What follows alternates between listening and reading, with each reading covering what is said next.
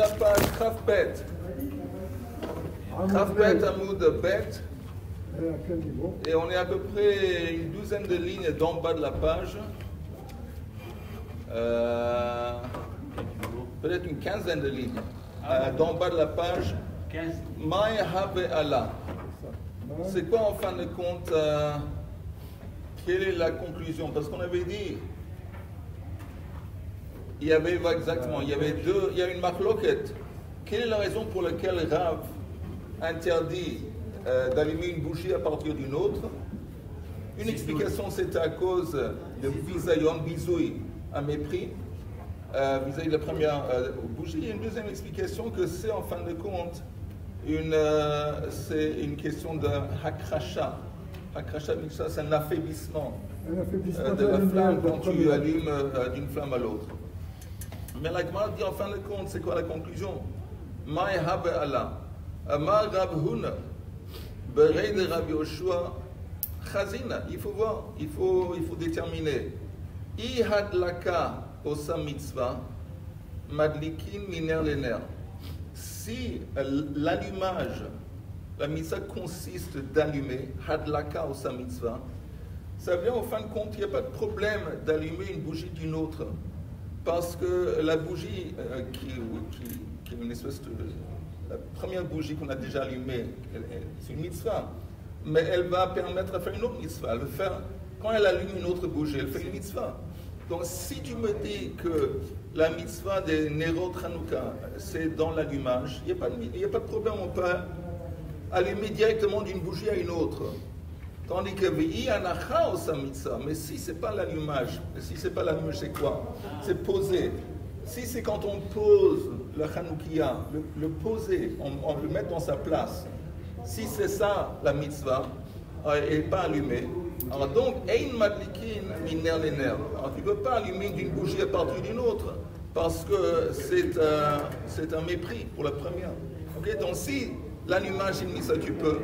Si ce n'est pas l'allumage, c'est poser la Hanoukia quelque part, alors tu ne peux pas allumer une bougie d'une autre. Poser la Hanoukia allumée? Oui. Sinon, oui, allumer. Des Ibaïlou, parce que la question a été demandée. Hadlaka osa mitzvah, oh hanacha osa mitzvah. Quelle est la mitzvah? Est-ce que c'est posé ou allumé? Tashma, venez écouter, d'Amar Rava.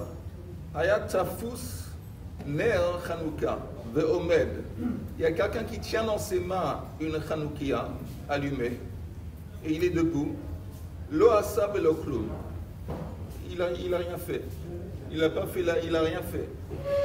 Alors de là, apparemment, on peut déduire Shma mina anacha osa mitzvah. Apparemment, pourquoi il l'a allumé?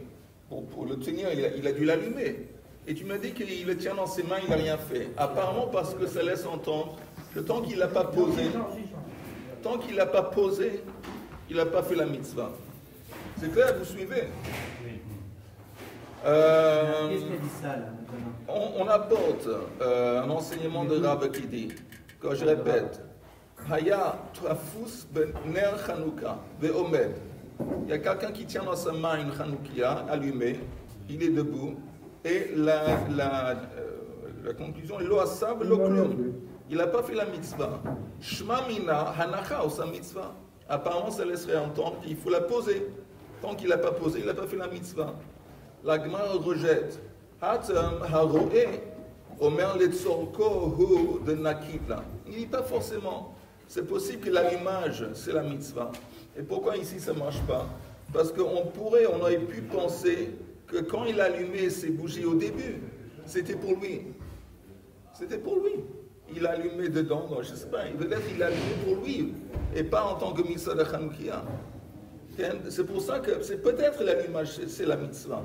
Et ici c'est invalidé parce que c'est pas clair. C'est possible d'interpréter ça comme s'il allumait pour lui. Je veux dire quoi, il allumait pour lui? Et il veut éclairer, il veut de la lumière. Alors il allumait des bougies. C'est la Hanoukia, on dit maintenant. Oui. Ouais, écoute, ça ne doit pas être forcément la Hanoukia qu'on achète dans les magasins. Ça peut être un truc comme ça spontané. Alors, le type, il veut s'allumer une bougie. Toshma, nouvelle tentative de répondre. Il a fait une bracha avant. On n'a pas entendu de bracha. Toshma, Dama Rava. Pourquoi tu veux que ce soit une mitzvah? Non, ça serait une mitzvah s'il n'a pas fait de bracha avant. Parce que nous, on sait que même s'il n'a pas fait une mitzvah, une bracha, ce n'est pas la bracha chez Me'akevet. Tu es censé dire une bracha, mais même si tu fais. Non, l'homme Me'akevet, shum mitzvah. N'importe quelle mitzvah que tu fais, n'importe quelle mitzvah que tu fais, si tu loupes, tu ne dis pas la bracha, tu n'as pas fait ce qu'il fallait faire, mais la mitzvah, elle reste. Oui. Oui. Ça valait la peine de venir ce matin. Juste pour ça. Ça vaut tous les jours. Enfin, encore une fois ce matin. Non, une femme qui allume une veilleuse et qui ne sait pas la bracha, oui, c'est considéré comme une mitzvah. Je te dirais, je répète, n'importe quelle mitzvah qu'on fait, même sans la bracha, c'est une mitzvah. Toshma, de Amar Rava, viens écouter. Rava dit, Idlika bifnim vehotzia lo asa klum. Quelqu'un qui allume à l'intérieur, après il le sort, il n'a rien fait, il n'est pas quitte la mitzvah. Si tu dis c'est bien hadlaka ou sa mitzvah, que l'adlaka, dans ça consiste la mitzvah, il faut allumer. Alors si c'est comme ça, on comprend pourquoi il n'a rien fait.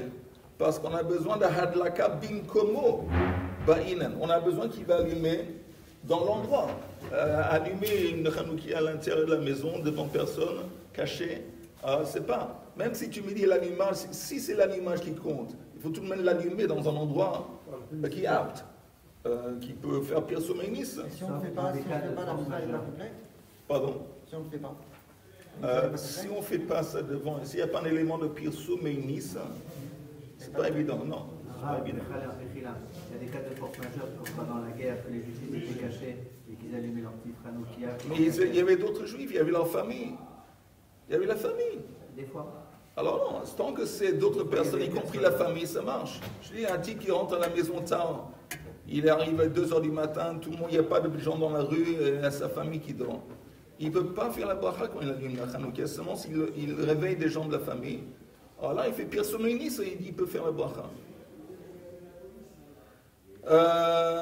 Alors si tu dis, je comprends que si tu me dis que l'allumage c'est ça qui compte, donc le type qui est allumé à l'intérieur, après il fait sortir la Hanoukia qui est allumée, il le pose dehors, c'est invalide parce que on a besoin de la carte bin komo bainan, mais shumachi lo asa klum, c'est à cause de ça qu'il n'a rien fait. Et là, mais si tu dis hanacha ou sa mitzvah, que la mitzvah consiste de poser la Hanoukia dehors, Amai lo asa velo klum. Pourquoi c'est enseigné qu'il n'a rien fait? Il a allumé dedans, il a mis dehors, il a placé dehors où il fallait le placer. Pourquoi tu me dis qu'il n'a rien fait? Donc apparemment, ça laisserait entendre apparemment que la missa consiste à allumer et pas de poser. Parce que si tu me dis que c'est posé, il l'a posé dehors où il fallait. La Gemara dit non, même si tu me dis que poser c'est important, poser c'est la mitzvah, Hatem Nami, là aussi, il y a un problème au niveau de Marid Ain, au niveau de l'impact visuel.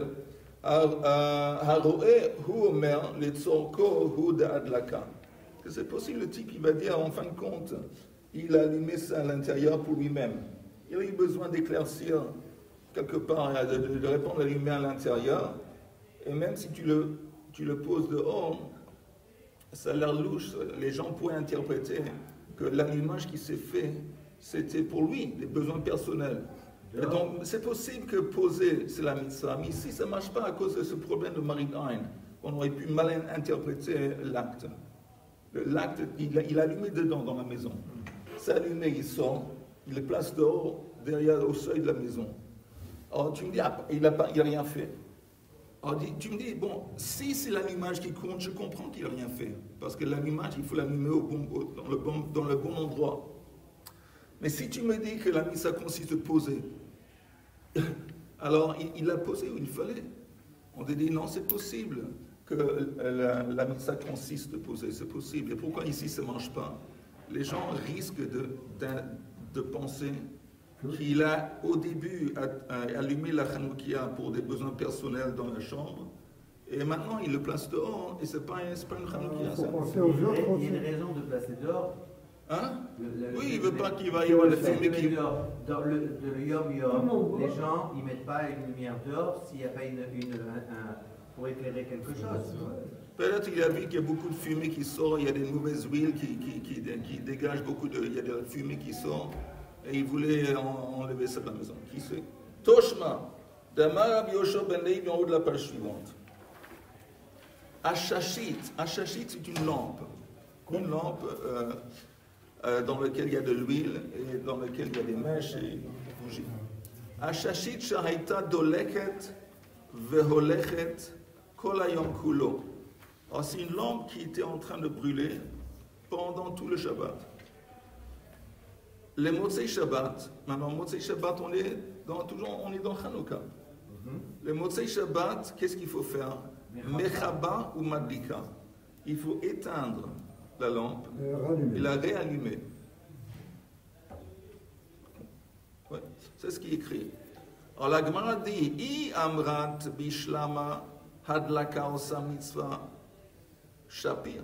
Si tu me dis que la mitzvah consiste à allumer, je comprends pourquoi il faut l'éteindre et la réallumer. Parce que maintenant, quand tu veux l'allumer à nouveau, maintenant tu fais la mitzvah. Là, je comprends. Tandis que elle a iamrat hanacha osa mitzvah, que la mitzvah consiste de placer. Alors pourquoi c'est écrit comme c'est écrit? Hay mechaba ou madika. C'est écrit que c'est suffisant de d'éteindre et d'allumer. Ça devrait être écrit mechaba ou madbiha ou menicha ou madika. On devrait dire que tu l'éteins. Maintenant tu le soulèves et tu le poses parce que la mitzvah peut-être consiste de poser et tu l'allumes. C'est pas écrit comme ça. Donc ça laisserait entendre que la mitzvah consiste à allumer, pas de poser.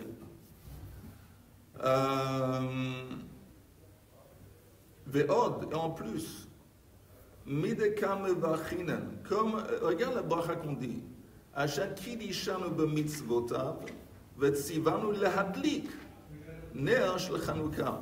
On dit que tu nous as commandé d'allumer. Shema mina, on apprend, on voit de ça, on apprend de là. Hadlaka osa mitzvah, shema mina. Donc ça c'est vraiment la conclusion.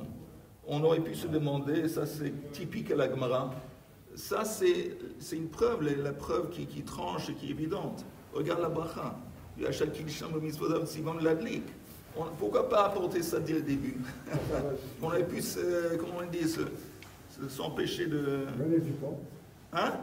Oui, gagner du temps. Mais la Gemara n'est pas intéressée à gagner du temps. Non. Elle veut qu'on va investigate. On va faire une recherche. On va voir pourquoi ça marche. J'aurais pu penser que ça, non, ça marche pas. Ça. Une fois qu'on arrive à la conclusion, on est vraiment bien, on est apaisé là, parce qu'on a déjà essayé et on a vu toutes les autres possibilités.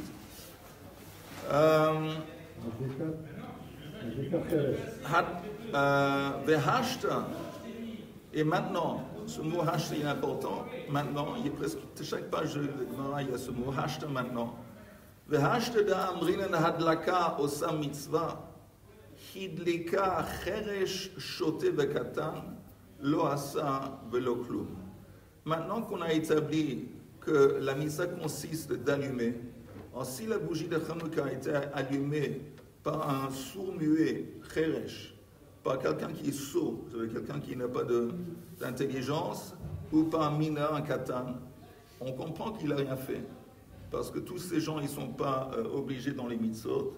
Et donc, maintenant que tu sais que l'acte d'allumer, en ça consiste la mitzvah, si l'allumage a été fait par ces catégories différentes de personnes, ben, c'est évident que c'est invalide. Lo asa velo klum. Isha, maintenant, cherchez la femme. La femme, Vadaï Madlika, c'est sûr qu'elle peut allumer. De Amar Rabbi Yoshua ben Levi, Nashim Chayavot ben Ner Chanukah, Sheafhen Hayu Beoto Hanes. Les femmes sont obligées d'allumer la bougie. Pourquoi? Parce que eux aussi, ils étaient impliqués dans le miracle. Mais ça veut dire quoi qu'ils étaient impliqués dans le miracle? Regardez le Rashi. Le Rashi qui dit la deuxième ligne d'en haut de la page, la fin, Hayu Beoto Hanes, troisième ligne d'en haut de la page, chez Gazrou Yevanim, les Grecs avaient décrété Al Kol Betulot Anesuot, Libael le Tafsar Techila. Chaque femme, on appelle ça en français quoi? Droit de cuisse. Cuissage. Alors il y avait ça, ils ont établi que chaque femme juive qui s'épousait, la nuit de son mariage, avant d'être avec son mari, elle était, je sais pas, le gouverneur de la ville ou du village. Donc les femmes ils souffraient de ce qui se passait. Et pas seulement ça, Valyadei Isha Naasa Hanes, il y a une femme qui a joué un grand rôle dans la victoire des Maccabim, c'est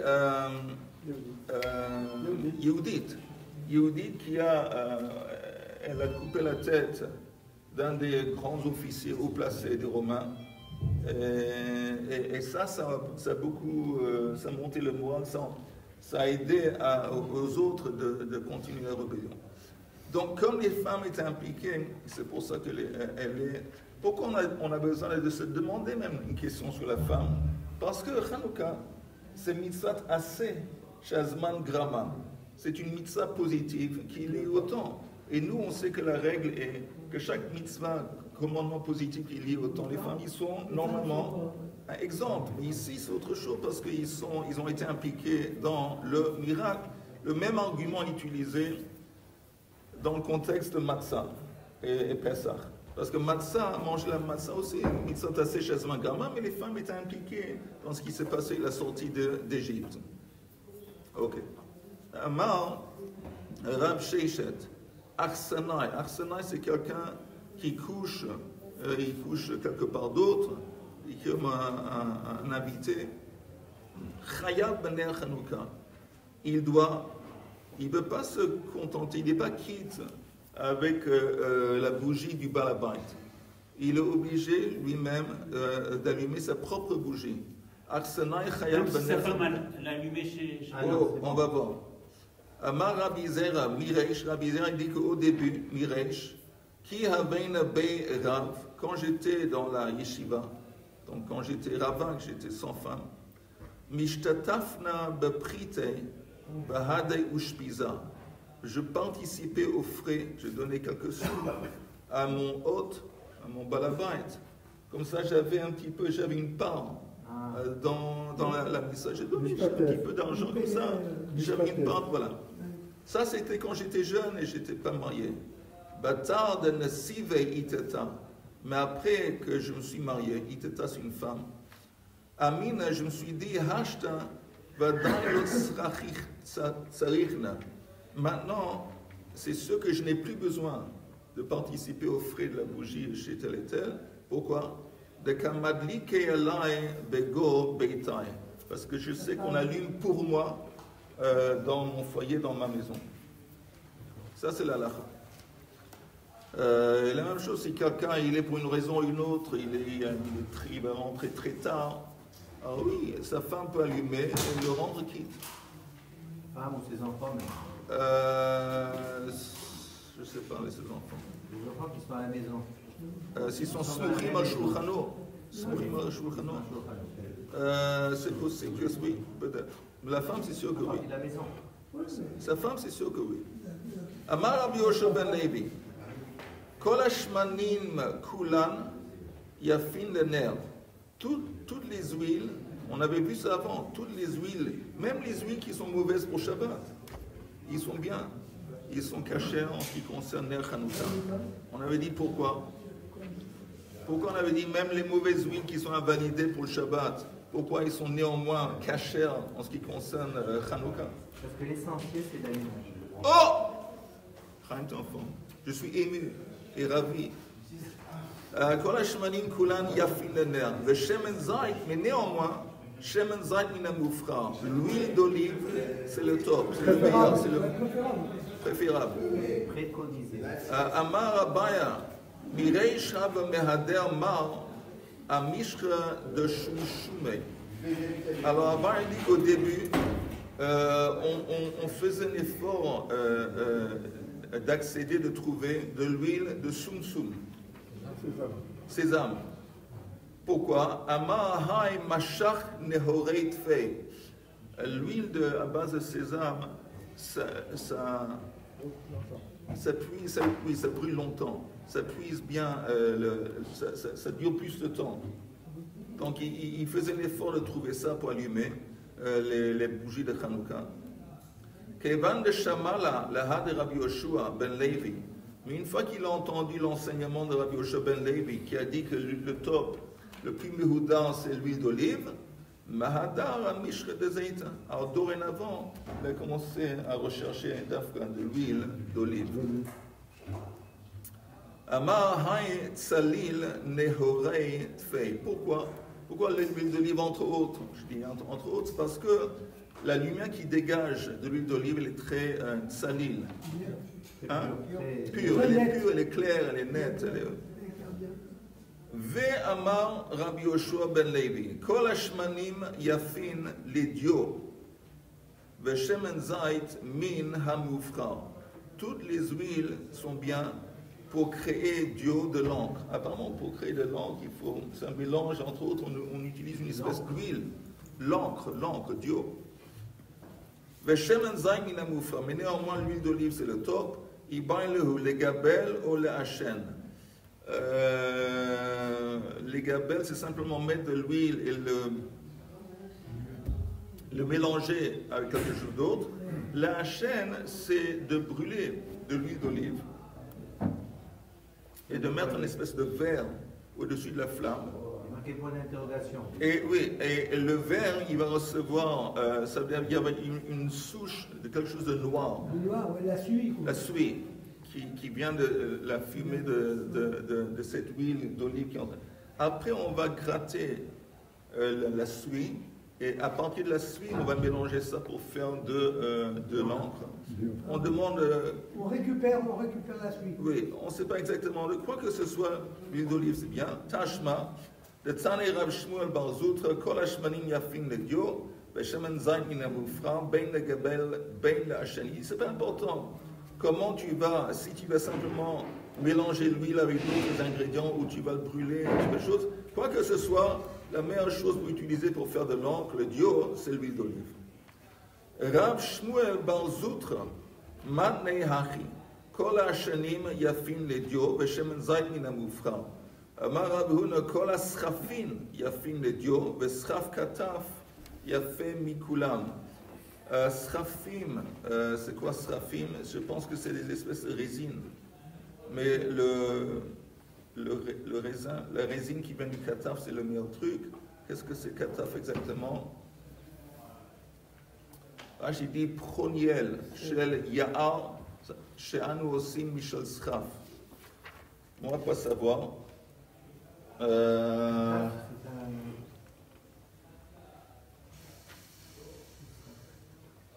C'est pas une enfance?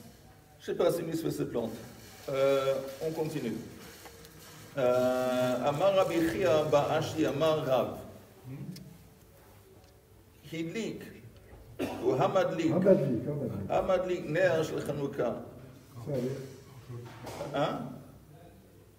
Tu es Chaim. Tu étais concentré. Amar Rabbi. Amar Rabbi Chia Ba'ashi Amar Rav. Hamadlik ner shel Chanukah. Sarich levarech. Il faut faire une bracha. Rav Yirmiyah Amar Haroé ner shel Chanukah. Sarich levarech. Quelqu'un qui n'a pas allumé mais qui a vu. Il doit faire une bracha. Amar Rav Yehuda. Premier jour de Chanukah, Yom Rishon. Haroé mevarech shalosh. Celui qui voit le nerf, il fait 3 brachot. Pardon, il fait 2 brachot. 2. Ve madlik mevarech shalosh. Tandis que celui qui allume, il y a 3. Mikan veilach madlik, à partir du premier soir, après la première nuit, celui qui allume, il fait 2 brachot. Au début, il dit Shechianu. Il y a Shekidishan Mitzvot de la Nit, 2. Aussi, Sanissim la beauté, c'est les 3. Mais Shechianu, il le dit seulement la première nuit. Après il ne dit plus Shechianu. Donc le Madlik, il dit 2 brachot, tandis que le Roesh ou le Madlik, simplement il regarde. Mevarech Achat. Maintenant, Maï Memaet, quelle est la mitzvah, quelle est la bracha qu'il va pas dire après la première nuit? Memaet Zman. Zman, c'est Shechian. Alors la Gemara dit Venimot Nes, pourquoi pas aussi enlever celui qui parle du Hacha, le Nes. Que chez Hassan, ici, la beauté, nous biyamim hem bezmanazé. Pourquoi aussi pas ça? Et la Gemara dit non. Nes, kol yomei ite. Chaque jour de Hanouka, il y a un élément de Nes qui a eu lieu. Maintenant, c'est quoi la girsa? C'est quoi comment on dit c'est quoi le texte de la bracha? Maï mevarech. Mevarech asher kidishanu b'mitzvotav v'tzivanu lehadlik ner shel Hanouka. C'est sûr qu'il ne peut pas faire ça, celui qui voit. Oui, non. Alors, il celui qui allume. Maintenant, tu me dis qu'il fait une bracha. Quelle est la bracha qui dit? C'est ça? D'accord. Maintenant, la Gemara dit, tu me dis qu'on a été commandé. Où est-ce qu'on a été commandé? C'est pas dans la Torah. C'est pas Kadosh Baruch Hu qui nous a commandé. Comme normalement, quand on dit ça sur une mitzvah, Kadosh Baruch Hu nous a commandé. Veheichan sivanu, Rav Avi amar milot asur. Dans la Torah, c'est écrit, je vous lis le verset en entier. Al pi Torah, asher yorucha, vala mishpat asher yomru lecha ta'aseh. L'otasur min adavar asher yagidu lecha yamin osmol. En parlant du Sanhedrin, c'est écrit que vous devez vous comporter selon la justice, les décrets du Sanhedrin. Tout ce qu'ils vont vous dire, vous devez faire. L'otasur, vous n'avez pas le droit de d'enlever quoi que ce soit. Oui, ou de quitter, ou de ne pas faire ce qu'ils vous disent. Mais, même quand ils vous disent vous n'avez pas le droit de déraper ni à droite ni à gauche. Mais ça, c'est ce verset, en fin de compte, c'est la source qui donne l'autorité à tous les mitzvot des Rabbanan. Quand plus tard dans les générations, c'est pas seulement le Sanhedrin, mais tous les décrets des Rabbanan, ils puisent leur autorité de ce verset. Et la Torah elle-même nous dit que ceux qui vont vous dire les rabbins à l'époque de votre génération, il faut écouter. Alors, Sivanu dans la bracha de Ner Hanouka, c'est en fin de compte l'autorité de ce commandement des Rabbanan, ça vient de ce verset dans la Torah. L'otation, c'est ne pas se dévier. Exactement, il a fait le dévier, pas se dévier. Rav, Nechemia Amar, lui, il apporte une autre source de Michelet qui dit, pardon, c'est pas Michelet, c'est de Sefer Dvarim, Shal avicha v'yagedcha, skenecha v'yomru lach. Demande à tes ancêtres, ils vont te dire, et skenecha, et tes sages vont te dire. Et donc ça, c'est une autre source qui parle de l'autorité que la Torah donne aux sages pour décréter des décrets. Ok. Maintenant, Metiv Rav Amram. Rav Amram, il apporte une kushia. Admai me'arvin bo ou mishtatfin bo. Encore une fois, c'est quoi Dmai? Dmai, c'est quand quelqu'un il a acheté une récolte d'un Amaharetz. Amaharetz, c'est un juif qui est peut-être ignorant dans les halachot, il n'est pas très branché. Et donc, on a un peu peur qu'il n'a pas prélevé les maasrot. Maintenant, on n'a pas peur qu'il n'a pas prélevé la trouma, à cause de deux raisons. D'abord, la trouma, pour être quitte de la trouma midéoraita, c'est suffisant de séparer, de prélever un rien de rien. Tu prends un grain, midéoraita, je dis bien, et tu dis ça c'est trouma, tu es quitte de ta fait trouma. Les rabbanan, ils ont dit non, il faut donner 2%, disons, c'est un bénonite. Mais comme de toute façon, la trouma, et en plus, il y a une grande punition, c'est très sévère. Si quelqu'un mange la trouma, un non-Kohen, c'est mitab il est shamayim. C'est grave, très grave. Et comment on peut être sûr? Attends, juste une seconde. C'est pour ça qu'on fait confiance que même les gens qui étaient assez ignorants, ils ne vont pas prendre le risque avec trouma. D'abord, trouma, c'est pas beaucoup. Et deuxièmement, ils ne vont pas vouloir prendre le risque. Dans trouma, on fait confiance qu'ils ont fait trouma, qu'ils ont prélevé trouma. Maaser, c'est autre chose. Maaser, il n'y a pas de kedusha. Maaser, c'est censé être donné, le Maaser Rishon au Lévi.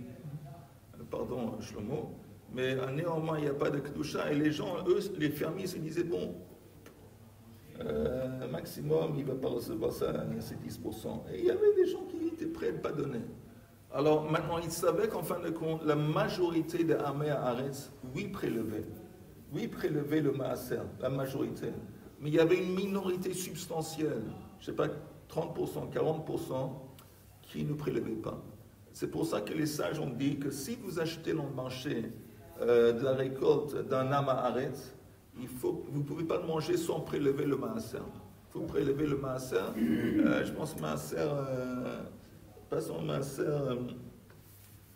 le Maaser, aussi Troumat Maaser. Parce que dans le Maaser, il y a aussi Troumat Maaser. Ça veut dire quoi Troumat Maaser? Le Lévi, quand il reçoit ses 10%, il ne peut pas manger ces 10%. Oui, le 10% pour lui, c'est comme Tevel. Tevel pour le fermier. Il doit prélever 10% de ces 10% pour donner au Kohen. Une partie est Tevel. Oui, 10%. Non, tout. C'est quoi Tevel? Tevel, ça veut dire que ce que tu as devant toi, tu ne peux pas manger. Oui. Alors attends, tant que tu n'as pas prélevé, tout est interdit. Tu entends, Richard? Tous les 10% qu'il a reçus, il a reçu maintenant 10%. Il est 10% qu'il a reçu. Oui. Il y a eu un Tevel. Oui, tout. Non, tous les 10% c'est Tevel. Il a reçu quelque chose. 10%. Il a reçu quelque chose qui a fait déjà le prélèvement. Donc non. Le Tevel. Non, attends, Richard. D'abord, ne te fâche pas. D'abord, je ne veux pas que tu veux te fâcher avec moi. Et deuxièmement, je ne veux pas que tu vas te fâcher avec moi. Mais d'abord, tu entends, le Lévi, il reçoit de la part du fermier 10% après que le fermier a prélevé la trouma pour le Kohen. Après, il prélève 10%. Donc c'est Tevel. Alors, ce que le Lévi il reçoit... Le fermier, il a fait le Tevel. Attends, je répète.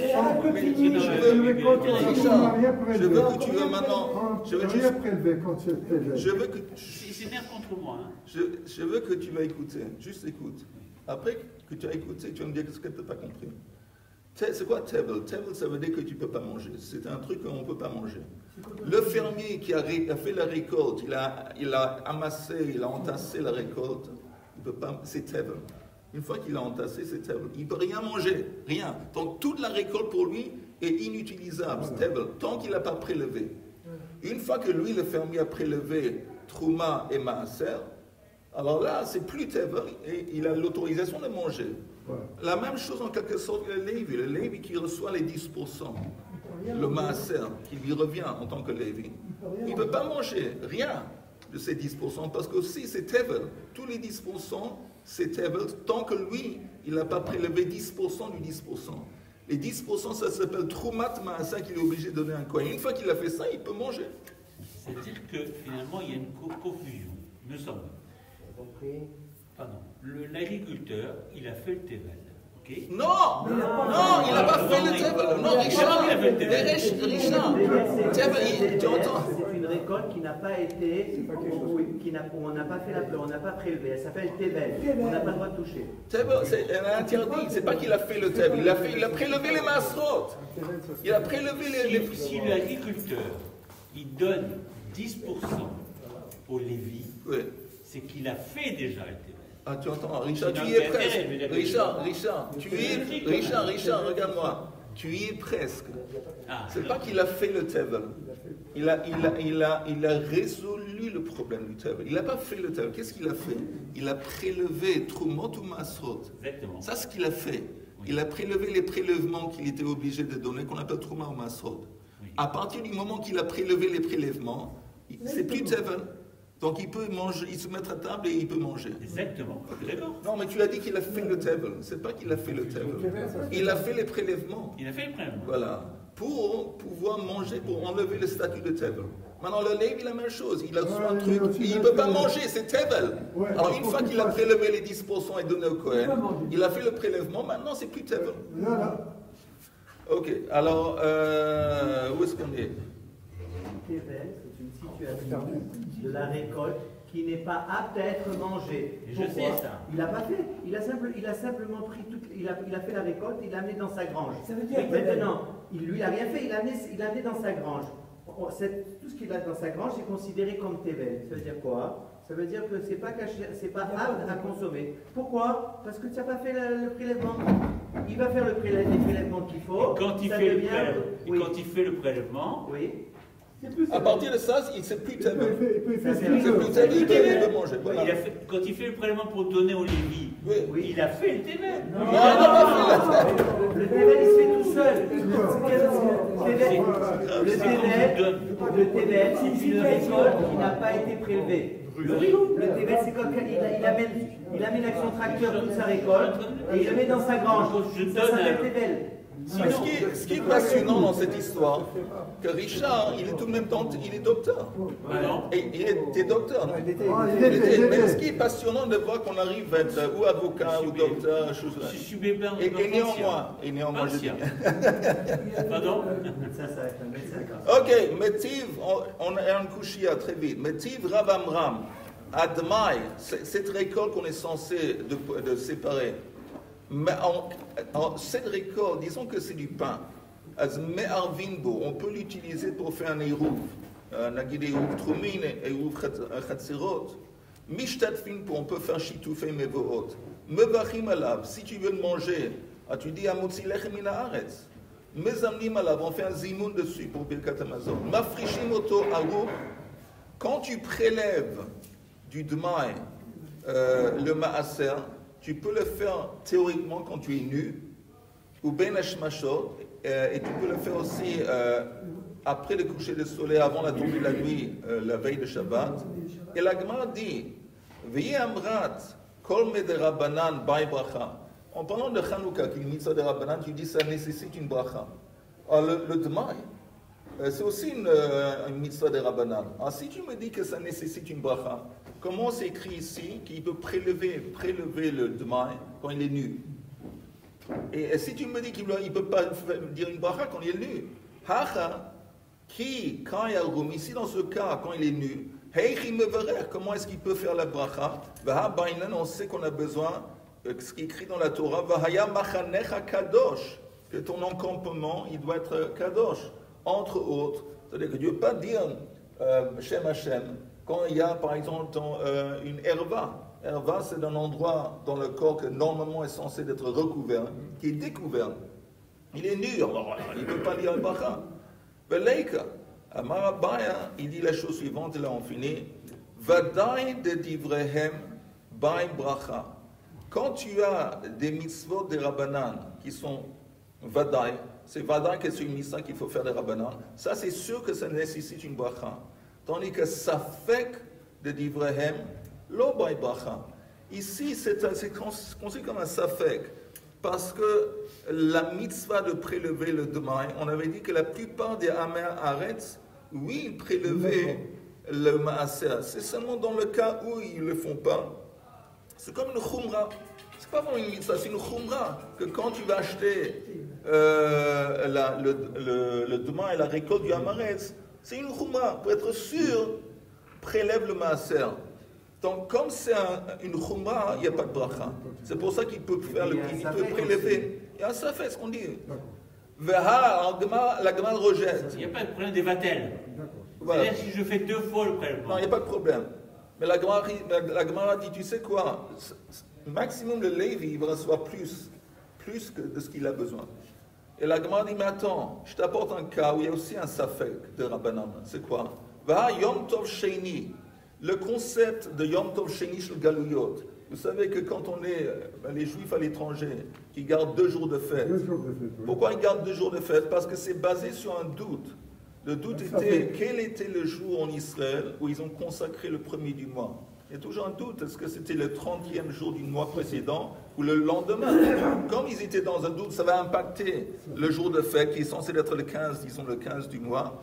Donc, Yom Tov Sheni, de fête, le deuxième jour de fête à l'étranger, c'est un doute. De Safek d'Ivrehem. Et néanmoins, Safek d'Ivrehem, ça nécessite une bracha. On dit le Kiddush, le deuxième jour de fête. Il y a un Kiddush, on dit la bracha. Et on dit les brachot de Tfilot. Et néanmoins, c'est un doute. Et la Gemara dit Hatem, qui est heichi de l'olizalzuleba. Là-bas, c'est différent. Pourquoi ils font la bracha? Parce que c'était important pour les sages que les communautés à l'étranger ne vont pas mépriser le deuxième jour de fête, qu'ils vont comprendre que le deuxième jour de fête, c'est un jour de fête à fond. Et donc c'est pour ça qu'ils ont permis, obligés de dire les brachot, de dire les kiddush, de dire tous les pour empêcher le zilzoul. Tandis qu'ici, dans le cas de Dmaï, la bracha sur le prélèvement du Dmaï, il n'y a pas de problème qu'on va les alzel. En plus, Rav, donc, comme il n'y a pas de problème qu'on va les alzel, et comme c'est un safek, il n'y a pas besoin de dire une bracha. Deuxième explication et dernière, Rav Amar, Rov Amei Haaretz Ma'asrin Hen. Il est de toute façon, comme on avait dit, la plupart des Amei Haaretz, oui, prélève le maaser. C'est une khumra. Alors, pour une khumra, on te conseille, on aimerait bien, on t'oblige même, à de prélever le maaser que tu as, mais c'est sans bracha. Sans bracha quand tu enlèves l'autre. C'est pour ça que c'est écrit que si les types, théoriquement, il voulait faire ça quand il est nu, il pourrait, parce que ça ne nécessite pas de bracha.